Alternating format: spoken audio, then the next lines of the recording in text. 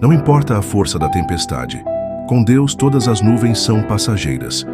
As tempestades hão de surgir, mas com Cristo no barco vai bem. Jesus faz toda a diferença na forma de como enfrentaremos as adversidades. Tudo passa, as ondas, as tempestades, mas a palavra de Deus permanece.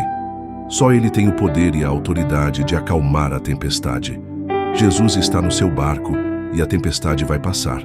Os céus e a terra passarão, mas as minhas palavras jamais passarão.